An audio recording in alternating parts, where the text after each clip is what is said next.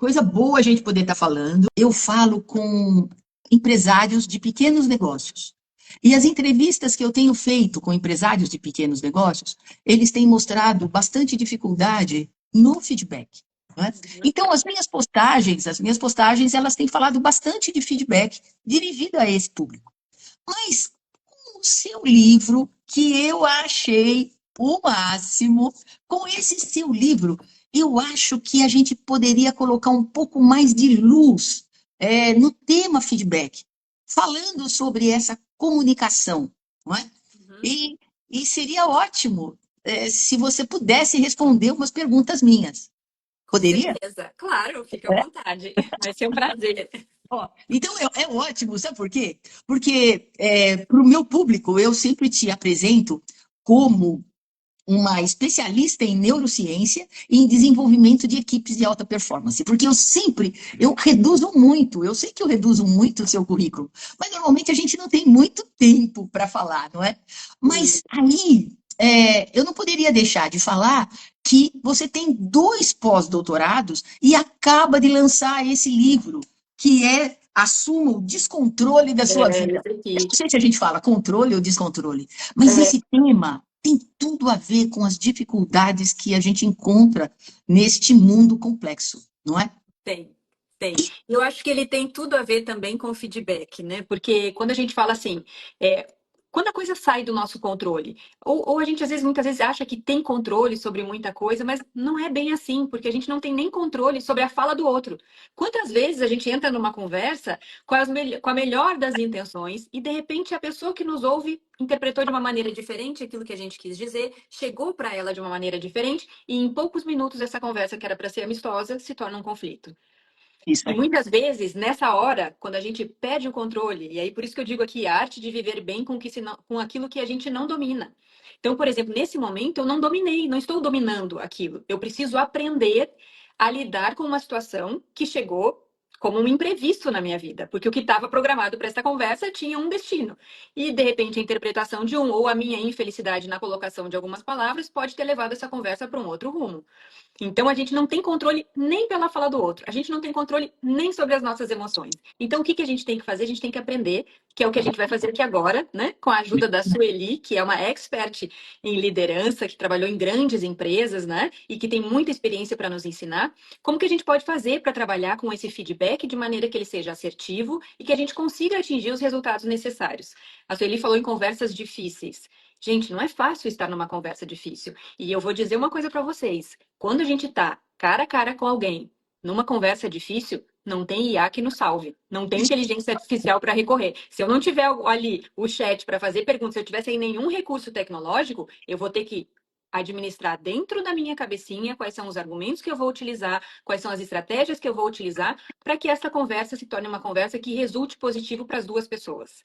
É Então, esse isso que é o aí. grande ponto, né? Por mais que hoje a gente tenha tantos recursos e, óbvio, são muito bem-vindos da inteligência artificial, mas no cara a cara, no frente a frente, muitas vezes a gente precisa ter domínio de várias técnicas para conseguir ter conversas, né, que resultem positivo, que sejam satisfatórias e que realmente, né, a gente consiga entendê-las de maneira positiva, que a gente consiga pelo menos ouvir o que o outro está dizendo, sem ficar naquele ímpeto de responder tudo, né, Sueli? É isso. Agora, Vivian, quando a gente está falando dessas conversas difíceis, por que que as conversas difíceis, por que que as conversas de feedback, que não deveriam ser difíceis, se tornam difíceis? A gente tem uma ideia do feedback como algo que não é sempre muito positivo. A gente já acha assim, a pessoa está te chamando para te dar um feedback, então culturalmente, às vezes a gente já olha isso com uma certa desconfiança. O feedback, que ao contrário, ele tem que trazer para a gente as respostas que a gente precisa. Porque nós temos que ter uma certa validação, a gente precisa saber como que a gente está, a gente precisa saber como que o outro nos vê, a gente precisa saber como que a minha comunicação está chegando no outro, qual que é o efeito da minha comunicação no outro. Porque isso eu posso dizer assim para vocês sem pestanejar. Não existe comunicação livre de efeito no outro. Ou esta comunicação vai fazer o outro se aproximar da minha fala, ou esta comunicação vai fazer com que o outro se afaste da minha fala. Quando ele se afasta e ele se fecha, ele já tem uma escuta prejudicada, porque ele já está pensando em reagir de modo na defensiva, reativamente.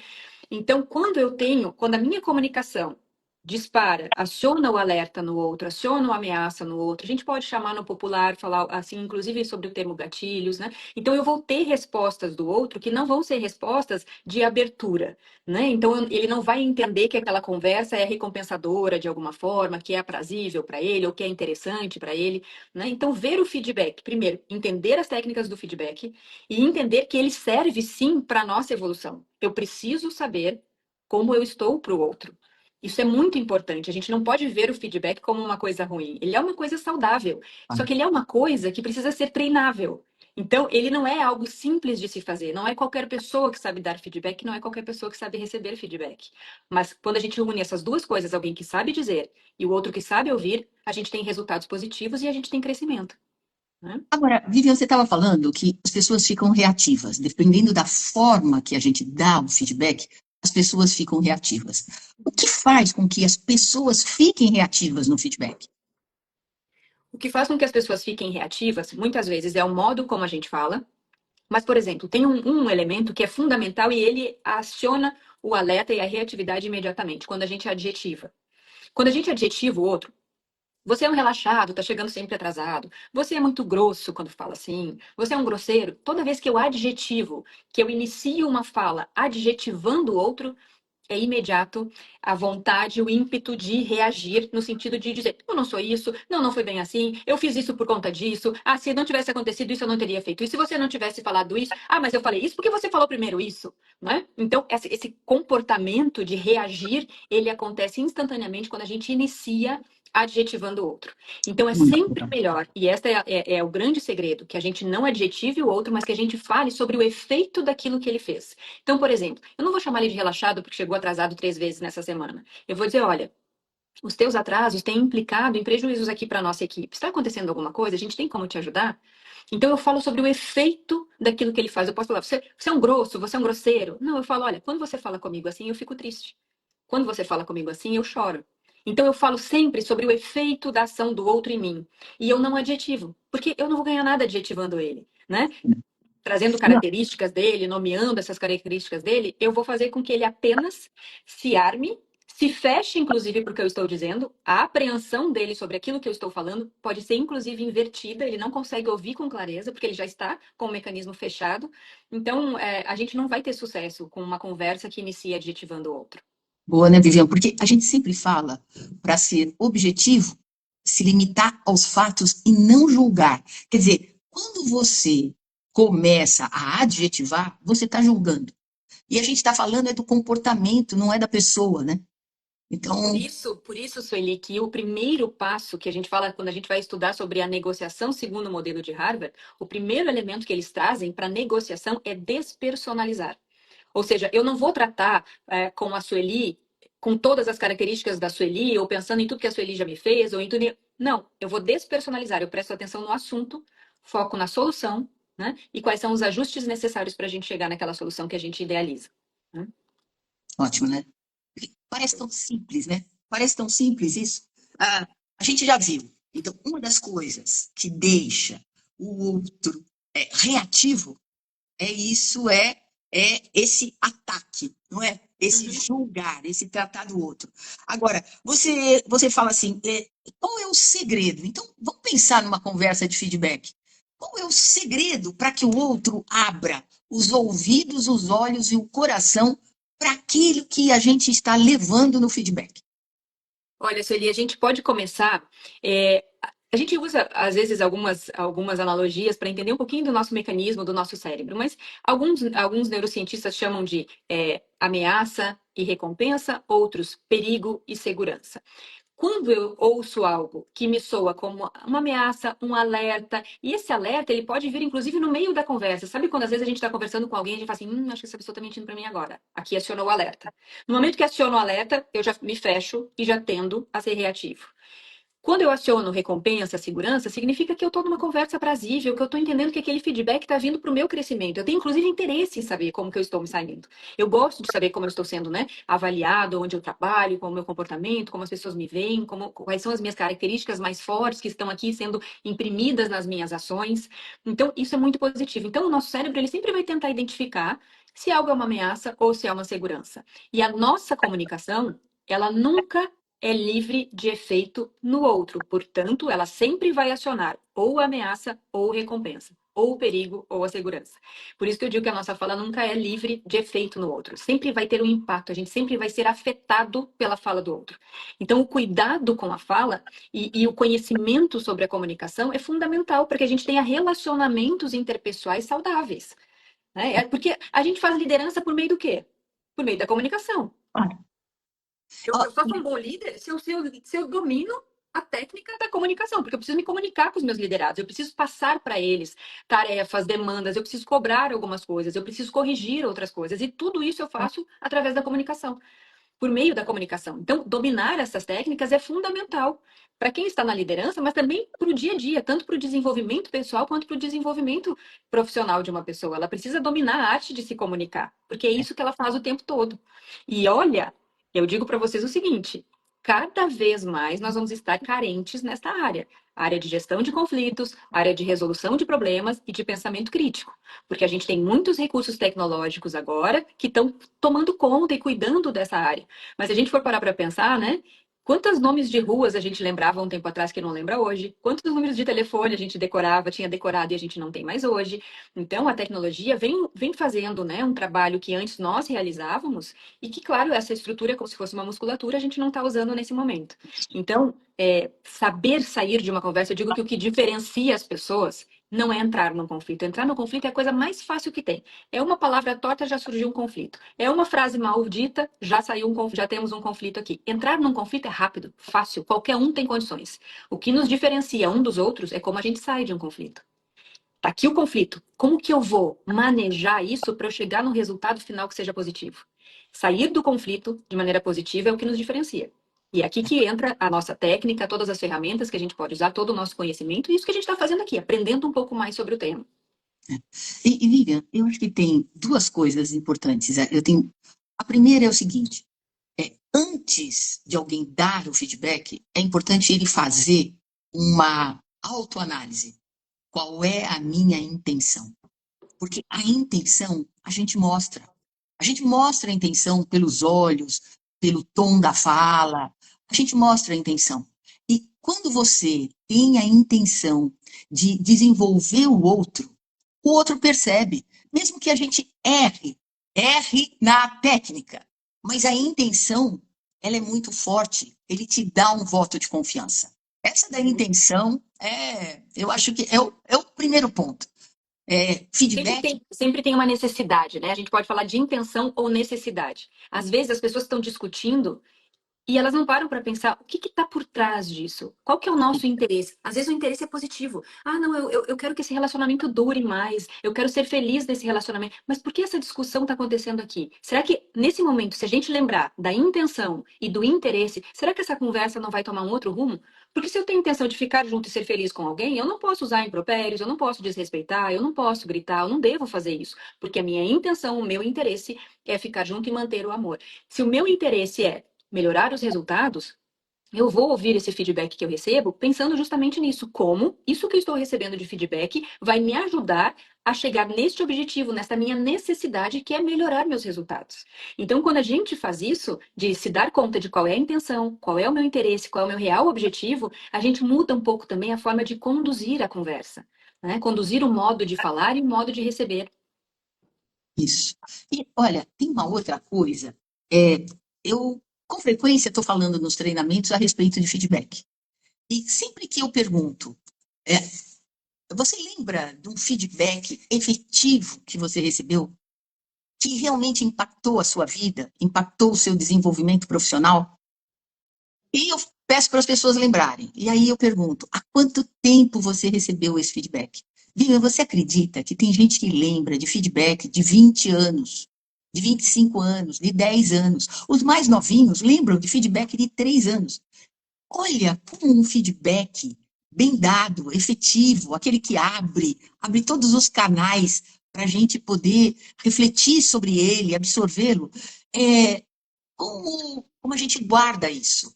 Então, quando a gente está falando de dar feedback, às vezes as pessoas elas não se dão conta da importância da gente se preparar para um feedback. E você ainda traz mais, da importância da gente se preparar para o imprevisto de uma conversa, não é? Isso. Exatamente. E esses feedbacks que normalmente a gente guarda por muitos anos é justamente porque eles nos afetaram emocionalmente e certamente eles vieram nos causando uma sensação de valor.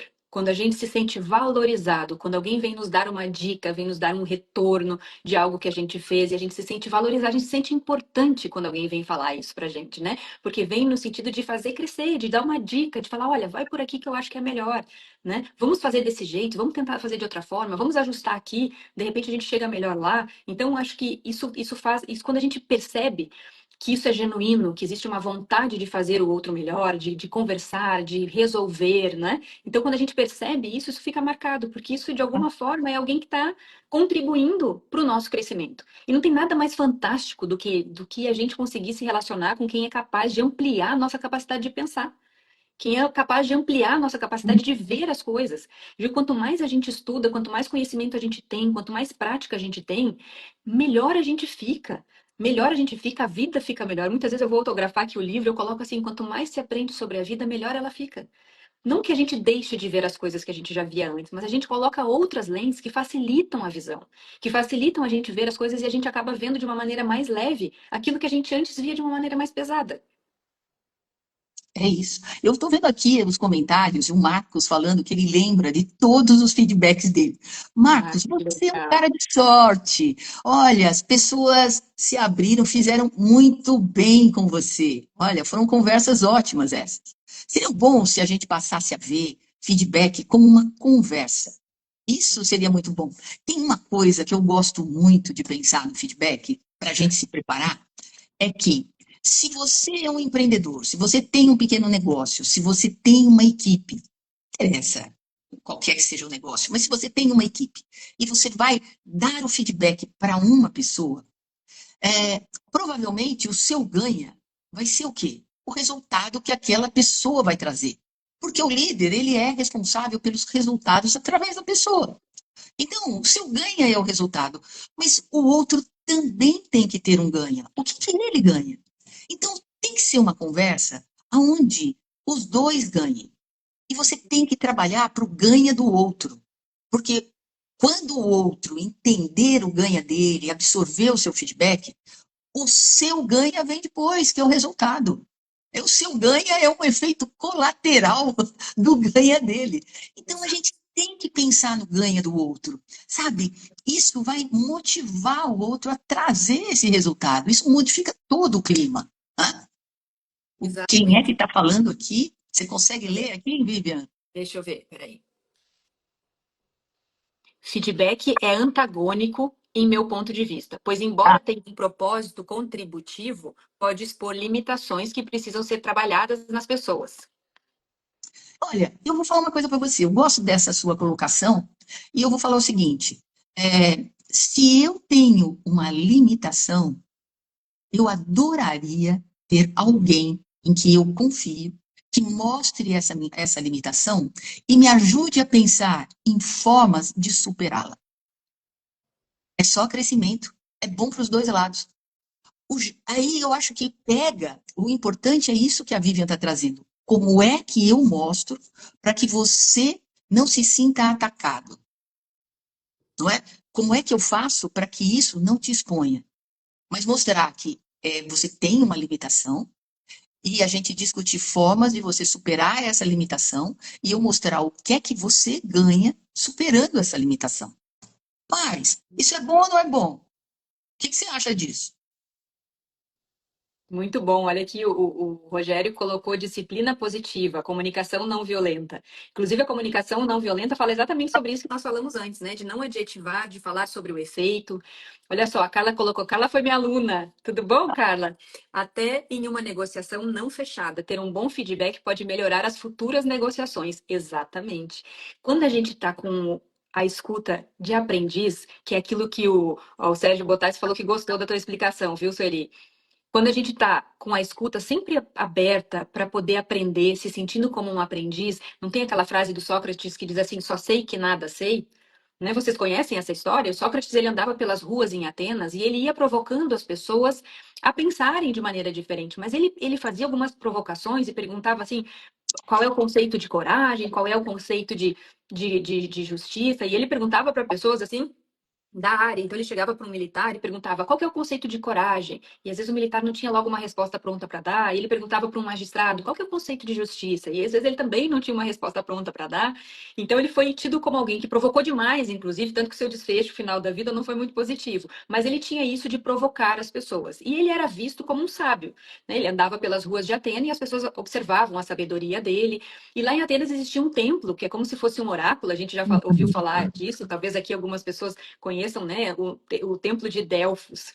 E esse templo tinha três frases, né, três inscrições na frente que dizia: conhece-te a ti mesmo, fale francamente e não prometa mais do que você pode cumprir.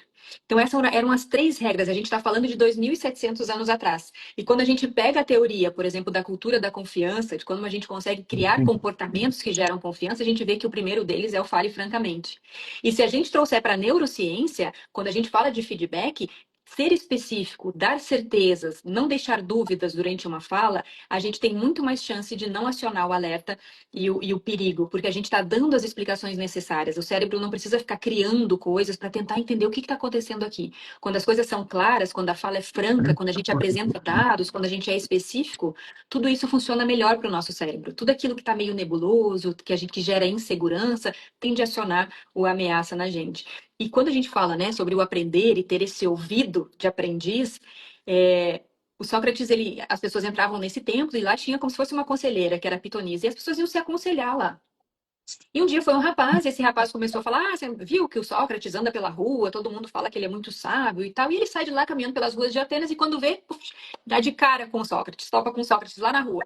E aí ele diz assim: tá sabendo, Sócrates, que todo mundo aqui tá dizendo que você é o mais sábio de todos os sábios? E aí o Sócrates diz o seguinte: como assim? Se eu só sei que nada sei? Então, quando a gente tem esse olhar, né, para entender que a gente não sabe tudo. As pessoas que falam, eu sei tudo, eu nunca erro, eu fico com dó. Eu falo assim, que pena, porque tem tanta coisa boa para aprender. Todo dia nós somos uma pessoa diferente, todo dia a gente aprende uma coisa nova, todo dia a gente pode dar um feedback melhor, toda vez a gente pode conduzir a nossa comunicação de uma maneira melhor. A gente pode apurar os nossos ouvidos, apurar a nossa comunicação, para que a gente tenha mais sucesso nas nossas interações com o outro, né? Então, essa ideia de estar sempre disposto para aprender, para crescer, para fazer diferente, é o que dá sentido. Imagina se a gente tivesse todo mundo que está aqui na live agora pensando exatamente do mesmo jeito que a gente pensava quando tinha 15 anos de idade. Que pena, né? Que bom, a gente pensa muito melhor hoje e vai pensar cada vez melhor. É só a gente ter essa ideia de que a gente pode sim sempre aprender a fazer melhor, aqui, a aprender e tal, praticar, né? E a gente vai ficando cada vez melhor, né? É isso mesmo. Eu concordo totalmente com você. E eu queria pegar aqui um comentário, é uma parceria para a evolução. É uma parceria para a evolução. Eu adoro quando você fala assim, de uma forma tão ampla, com essa visão de filósofo que você tem, mas eu queria trazer de novo aqui para o feedback. É, a gente fica sempre pensando, né? Liderança é uma habilidade comunicativa. A gente pode desenvolver a nossa comunicação, essa habilidade. Mas eu acho, Viviane, que tem uma coisa que facilita muito a liderança, que é desenvolver a confiança na relação. Porque quando tem a confiança na relação, a gente tem respeito, tem verdade, tem empatia, a gente confia no outro. O outro pode falar coisas duras para a gente, mas ele vai falar com respeito, não é? Ele vai falar a verdade, ele não vai se esquivar, ele vai falar aquelas coisas difíceis para a gente. Mas, então, eu acho que nas nossas relações, a gente deveria, primeiro, pensar em como fortalecer esses laços de confiança. Porque isso facilita muito os momentos difíceis da nossa comunicação, em todas as áreas da nossa vida. E principalmente numa área onde existe o ambiente de trabalho, existe relações formais, nem tudo é dito. Nem tudo. Por questões tantas, né, Viviane? Questões tantas. Mas quando tem confiança, a gente pede para a pessoa o feedback.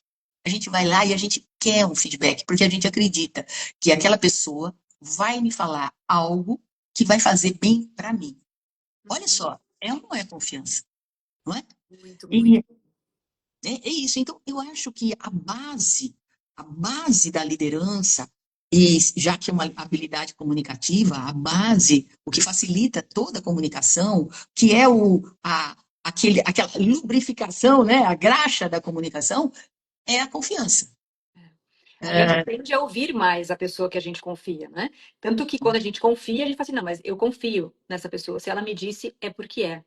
Pergunta para o fulano, porque se ele falar, é porque é verdade. Então a gente vai criando também, a partir de comportamentos, essas relações de confiança. A gente sempre tem as pessoas, a gente pode olhar lá, né? Esse aqui eu confio. Quando chega um e-mail dele no setor, eu sei que eu não preciso repassar para checar se está certo ou não. Se foi ele que fez, eu confio. É isso que o Stephen Covey diz, né? A gente vai trazendo velocidade para o negócio, a gente vai trazendo velocidade para os resultados, porque a gente confia. E agora, olha que legal, a neurociência diz o seguinte: quando a gente confia, quando a gente tem uma relação afetiva, ou às vezes é uma relação hierárquica, que a gente está falando aqui de liderança, quando eu confio e admiro, eu tendo a imitar o comportamento. Então, se eu sou um líder, que eu consigo ser admirado pelos meus liderados e eles confiam em mim, eles vão imitar comportamento. A gente tem relações que a gente, quando vê, tá falando parecido com aquela pessoa, a gente tá gesticulando parecido com outro, né? Então, a gente tende a imitar alguns comportamentos. e aí a gente acaba criando a cultura, né? Exato. Agora, vamos voltar a falar de confiança e feedback. Hoje, eu estava num treinamento e um participante falou o seguinte: ah, mas eu ouvi de um líder o feedback sanduíche. Eu pedi, fala mais sobre o feedback sanduíche. O feedback sanduíche é o seguinte: o líder começa elogiando, aí ele faz a observação de correção e depois ele elogia de novo. Uhum. Então, isso daí mostra a falta de confiança existente nessa relação. Por quê? Porque o líder, se ele dissesse só o que tem que ser corrigido, a pessoa não ia acreditar. Ela precisa, primeiro, receber um feedback de elogio, de reforço, para depois ela estar receptiva para receber um corretivo, e aí ela fica chateada, daí você dá um outro de reforço para ela ficar. Gente, isso daqui mostra a fragilidade dessa relação. Sem contar, Vivian, que daí eu pergunto para as pessoas: bom, legal, isso funciona da primeira vez, mas quando esse líder vem te dar o feedback e começa a te elogiar, o que, que vem à sua cabeça? E as pessoas logo falam: ah, agora lá vem a coisa ruim. Eles nem veem o corretivo como alguma coisa construtiva. Quer dizer, isso daí é uma técnica. E técnica só funciona a primeira vez, não é? Quando você não faz isso de uma forma verdadeira, que tem essa habilidade, só vai pegar a primeira vez, depois não pega mais. Depois, pelo contrário, isso enfraquece a liderança. Quer dizer, você vê quantas técnicas são ensinadas sobre feedback e quantas delas não acabam desgastando o líder.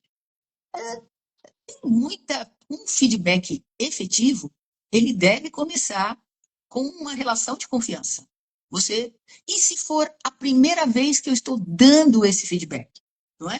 Bom, é aqui que começa tudo. Eu vou começar com respeito, empatia, falar a verdade, tomar cuidado para não fazer esses julgamentos. Tem mais alguma coisa que você queira acrescentar para não travar os ouvidos e o coração?